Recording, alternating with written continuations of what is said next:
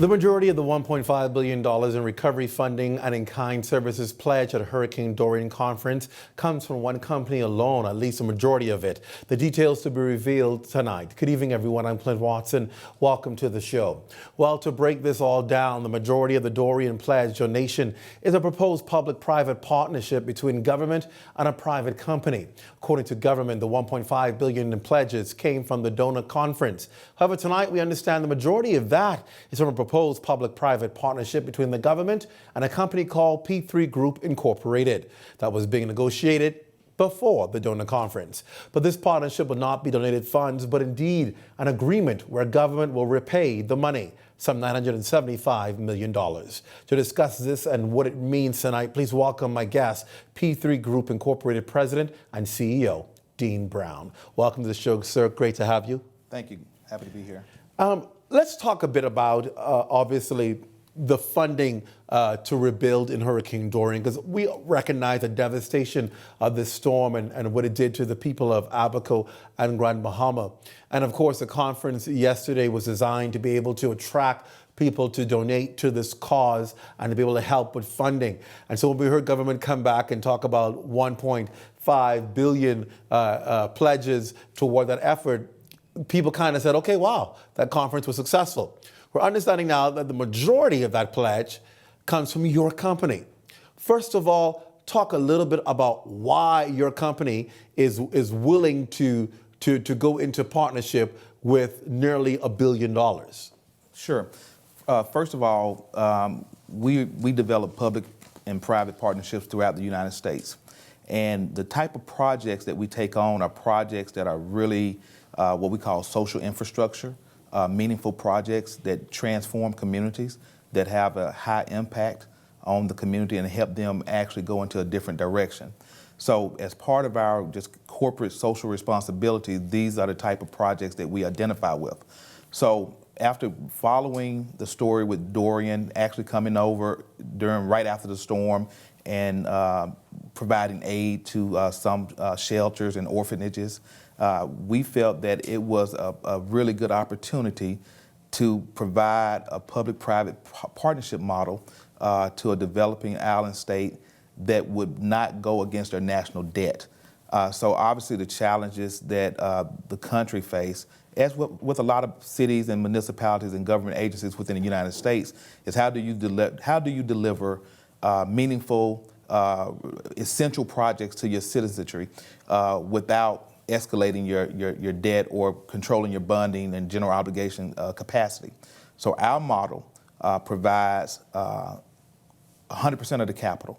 We provide all of the engineering, all of the design, all of the construction, all of the capital, and then we deliver a completed project to our government partner, and they are allowed to pay back that payment over a long period of time that we mutually agree to with below market interest rates, extended grace periods, and other concessional type terms. So what we have found within the United States is that oftentimes governments find themselves in a situation where they recognize that they have a responsibility to deliver essential services to the citizens. But they face challenges on how do we raise capital responsibly to do that. And so that's where we come in. We provide that turnkey, holistic solution for agencies and remove all of the risk because we take all of the front-end risk, provide all the front-end capital, and the government takes possession of the asset and begin making payments at some future date at a very, very low interest rate, much lower than what you would get in the open market on your own. We are not a stranger at all to public-private partnerships because we've seen it happen from the previous administration to this administration. Government entered into agreements locally with local businesses, perhaps to be able to get some things done like roads and infrastructure in Family Islands that it perhaps did not have the capital to do or couldn't or did not want to borrow against it to affect the debt. And they went into partnership with private companies to be able to get the work done and turn the ownership over to the government, and then the government repays at a better pace and better interest rate than would have been bought from borrowing. So we're familiar with that. How has government already in kind agreed to this particular partnership? No, this is at the very, very early stages. There are no agreements in place. This is an offer that the government is, could very well decide not to take us up on, or could very well to, enter into negotiations to develop a framework to move the process forward. What we are sure of is that our model, and again, there are a lot of companies out there that do public-private partnerships, but what we have found is that our model is very efficient, it's very cost-effective, and if you're looking to deliver results to your citizens in a timely manner, this is an optimal solution.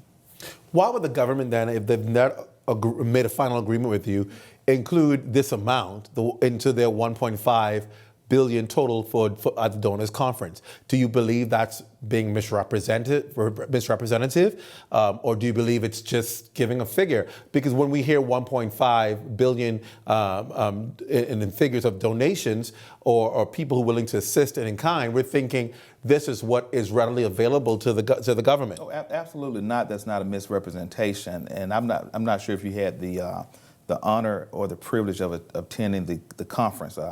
I attended. We donated as a primary sponsor to the event, in addition to the pledge. But the United Nations mission and goal for this conference was very, very clearly articulated. They were reaching out to entities to not just donate or pledge cash contributions. They were asking for pledges of technical assistance, pledges of low-interest loans, pledges of concessional loans. So there were a variety of categories that you could pledge within that would allow you to participate in the conference, because a disaster of this magnitude, if to think that a wealthy nation is going to get enough aid purely on donations to rebuild, it will never happen. So in order for the country to recover, the government has to think outside of the box and actually engage the private sector to bring innovative solutions that can be deployed quickly and efficiently, with an emphasis on some key factors. See, our model places an emphasis on key factors. And those factors are, we look at how do the redevelopment help the community. We provide education, training, community engagement. We make sure that, to the fullest extent possible, that every dollar that's spent on construction on our project stay within the community in which the project is being developed. That's very important, because economists have told us that when you put a dollar back in the local community, it turns over 7 times. So this is not a situation where we're just coming in and actually bringing outside resources to deliver these projects. We're bringing technical skills, we're bringing education, training, we're bringing capital. We have a program that allows contractors that work on our projects. We call it a 20-25-30 program. If you work on our projects anywhere in the world, you turn your bill in on the 20th, I'll approve it by the 25th, and you're paid by the 30th. 10 days, which means that contractors can work, they can pay their employees, they can pay their insurance, they can pay their overhead, and they can be successful. So this is about not just rebuilding buildings, this is about rebuilding communities and building capacity of the citizens of that community. We're going to take a break. When we come back, I want to ask the question, the elephant in the room. What's in it for your company, as well as how do you plan on executing this, and how will the government be able to manage this project should it approve it?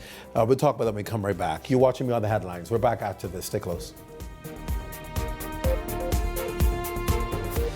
Whether Wendy's is your college budget-friendly meal or a healthy lunch option with a girlfriend, we serve honest, freshly prepared food for every occasion, from a business meeting to old friends reconnecting over recent news, for those late-night car jam sessions on the drive-thru. Made fresh for everyone. Let's go Wendy's. Let's go Hello, Wendy's. the child is talking to you. Let's go Wendy's. Love you. Yay, Wendy's. Number 6 with cheese, please. No? Why should you get Trio from Rev this Christmas? Cue the music. In addition to TV and phone, you get more internet, like 75 megabits per second, and a free Wi-Fi router that you can access up to 2 phone lines on. And we're giving you a backup battery, in case you know. And if you get Trio now, you get entered automatically into our $250,000 cashback Christmas draw. That's 250 customers with a chance at $250,000. Just call 601-8992 or email us at trio@cablebahamas.com. Rev, you and us together.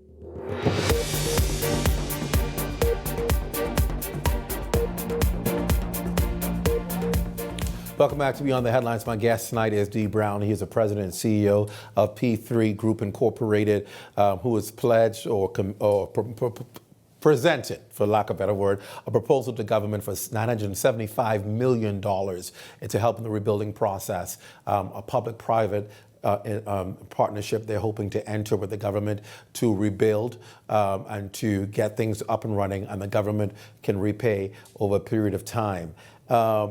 And I want to ask, first of all, some of the terms of your agreement, and that is obviously whatever you construct and build or invest will become yours until fully repaid by the government.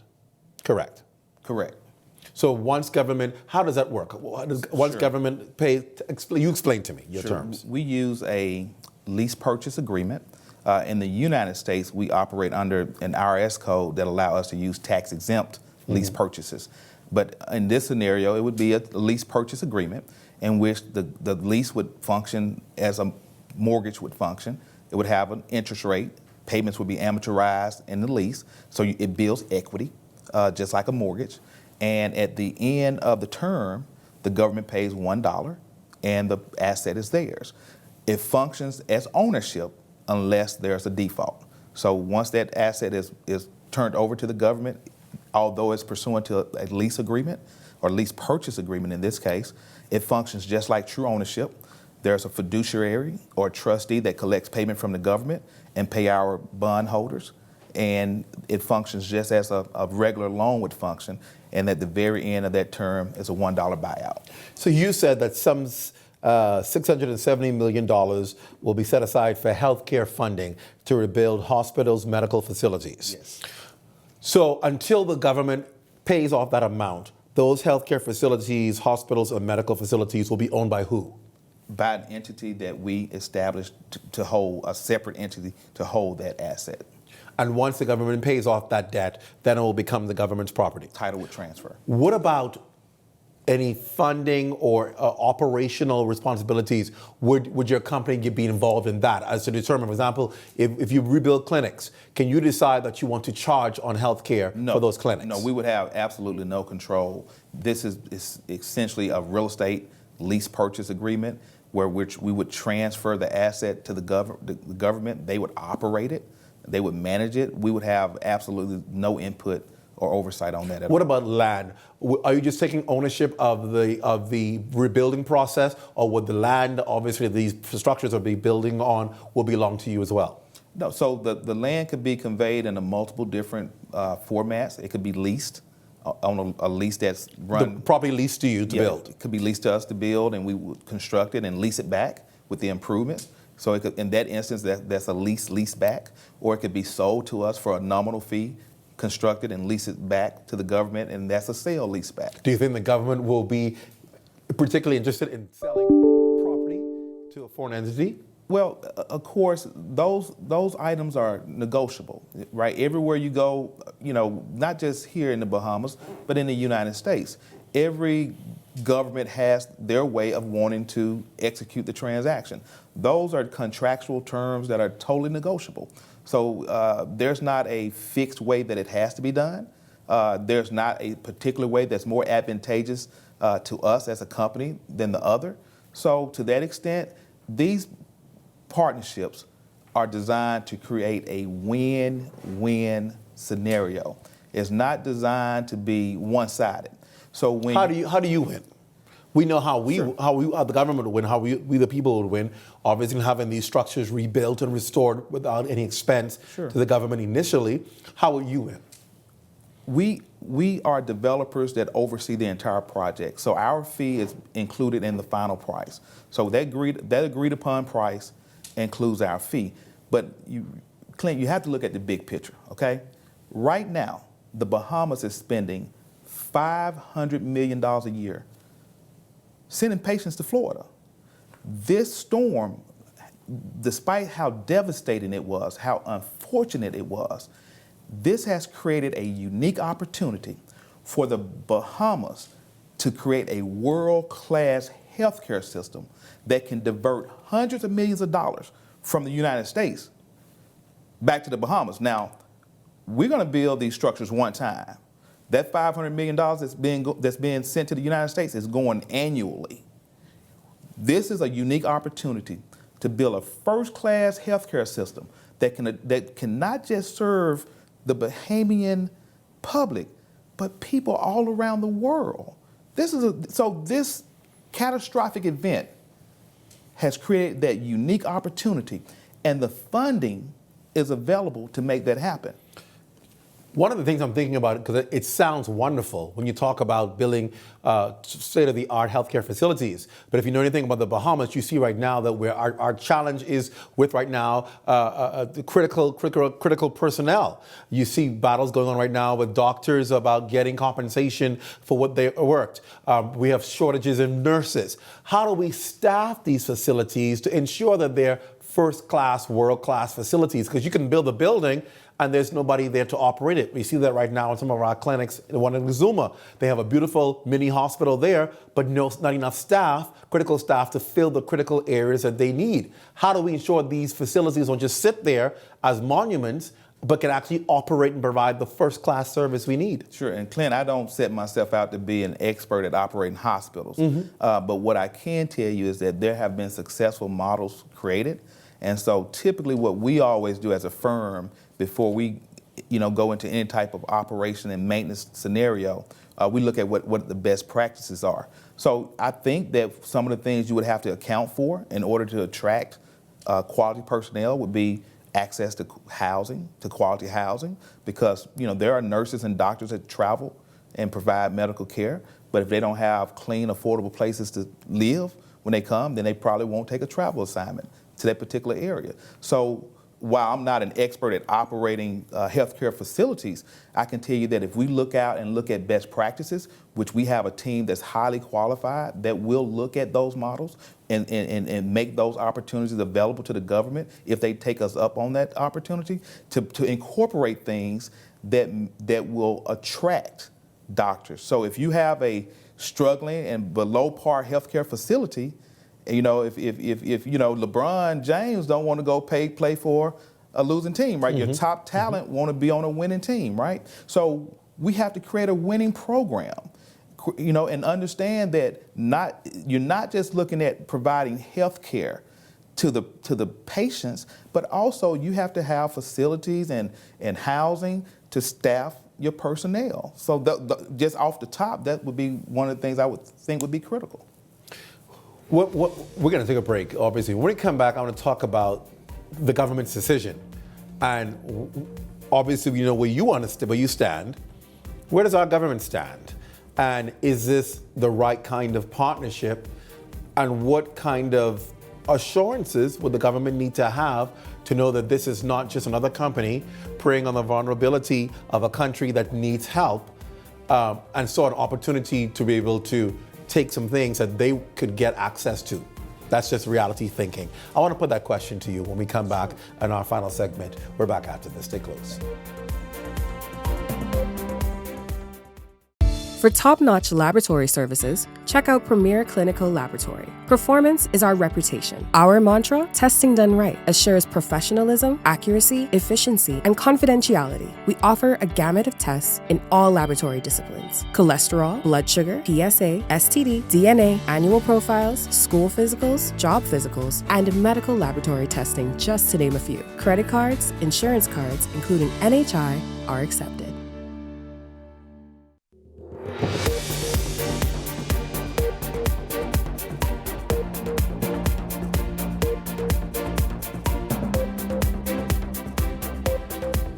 Welcome back. We're wrapping our discussion talking to the CEO and president of P3 Group Incorporated, Dee Brown. who's proposed to invest some $975 million into the recovery and rebuilding efforts from Hurricane Dorian.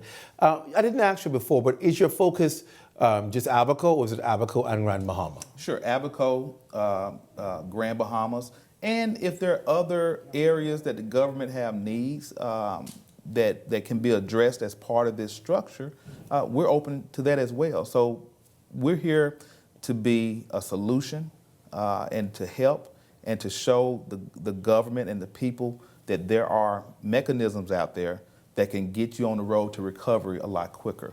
Have you begun any talks with government? Well, of course, we were at the Pledge Conference and we held a number of conversations with a variety of officials. We have not gotten into a deep dive on conversations or negotiations yet, but we hope that we would begin to have further discussions in the coming days and weeks. Have there been any interest in hearing further with you and discussing something? Have you gotten that kind of response from government officials? Yes, I think there's a high level of interest to really learn more, to understand more, to do more due diligence, to make sure that this is the right fit. So I think that the interest is definitely there. What I know you said, and I'm trying to frame this correct. I know you said obviously the Bahamas experienced a devastating storm. Sure. What attracted your company to come to the Bahamas and offer this proposal? Because we feel like we can provide a solution that can be implemented much quicker than a public provided solution. So I love the Bahamas. I come here all the time, been coming for many, many years. And I know that oftentimes, and we've seen this with many disasters around the world, when these disasters occur and government try to solve all the problems themselves, then 5, 10 years down the road, you still have many of the same problems that existed after the storm, after the devastation, because government cannot operate and act at the speed and capacity as the private sector. So that's important. What is your proposal? 'Cause I'm thinking you have a proposal to present to government. What does your proposal include? Is it just mainly the health sector? Is it about rebuilding homes for individuals as well? What does your proposal include? So our proposal broke the $975 million down into categories. So the first category consisted of $50 million, and that's technical assistance, that's community engagement, that's architectural, engineering, surveying, design services, master planning, as well as education and training. So that was kind of the first bucket. Then we had $670 million for healthcare, which we've discussed. We had $100 million allocated for renewable energy. We felt that that was an important component because in the market, you can actually deploy renewable energy at large scales, and then you can actually capture the money that's saved through that implementation, and you can take those dollars and put into other programs, and it's a zero cost basis for those additional programs that you implement through those savings. So solar backup energy, backup power was about $100 million. And then we had $155 million for essential public facilities, such as education, other minor healthcare type facilities, infrastructure, housing, so other areas that we could come in. For example, our construction partner, which is the US-based Corps, not the Bahamian-based Corps construction, did a rapid repair in Houston. 1,500 homes in 4 months were put back in service. That's the power of leveraging private sector capabilities. So what we want to do is be a solution. We operate under some core principles.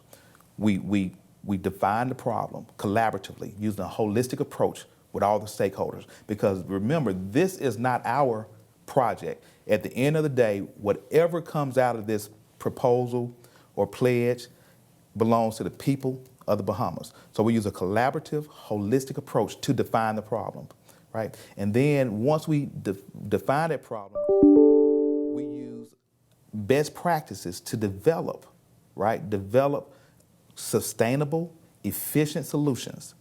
And then we empower the people of the community through education, through training, through capacity building, to be part of the rebuilding effort so that at the end of the day, this is your project, your community. We were just really facilitators that provided capital and technical expertise to make it all happen. And then when you do that, at the end of the day, the community is going to embrace the project because it's going to be a bigger, a better, and stronger Bahamas.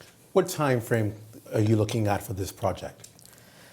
So without having a project clearly defined at this point, I can just give you from a historical perspective. We have projects where we have entered into development agreements with the government, and within 120 days, we were under construction. And that's including land acquisition, design, the whole nine. You say that, see, every time I hear land acquisition, I get concerned because this is something that's very precious to Bahamians. Something that a lot of Bahamians have been robbed of themselves is land ownership. So whenever we hear foreign companies talk about coming in, while we appreciate and respect the concern to come in, what Bahamians do not want to do is lose their land. That's the only thing we have to claim. So when they hear a company come in and talk about, oh, land acquisition, we put up a wall of defense because that's the one thing we're not willing to give up is our land. Well, again, as we talked about in the earlier segment, the method of delivering the site to the project is a flexible mechanism. It could be through a lease, which is perfectly fine. We do that every day, lease back. And that's not an issue. When I talk about site acquisition in the context of the U.S., I'm not necessarily talking about acquiring site from the government. I'm talking about there are instances where the government have told me that we want this particular site for our project. Will you acquire it? Will you pay for it and build our buildings on it and then lease it to us where the government ends up owning it at the end of the term of the lease purchase agreement? But surely the last thing we have an interest in, because we are mission driven, is we have no interest in acquiring land for government projects for our personal portfolio. All right. We're out of time. I had so many questions, more questions, but I think for what we have, we've gotten the conversation started. Thank you. And I thank you for coming and being willing to discuss openly your proposal. And we will see what the government says and what happens going forward. But again, I must thank you for willing to want to help our country. And we hope that it is just that. No, thank you for having me. Our company is built on transparency. So I'm glad to come here and talk openly and honestly about what we're proposing. And I appreciate the opportunity to share. D. Brown, thanks again. Thank you. And that is our show. On behalf of all of us, I'm Clint Watson saying good night.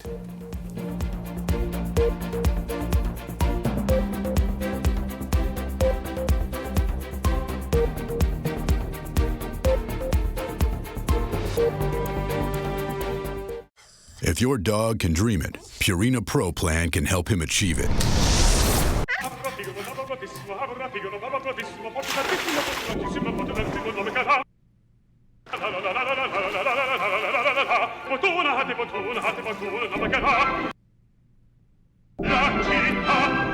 Purina Pro Plan's bioavailable formulas deliver optimal nutrient absorption.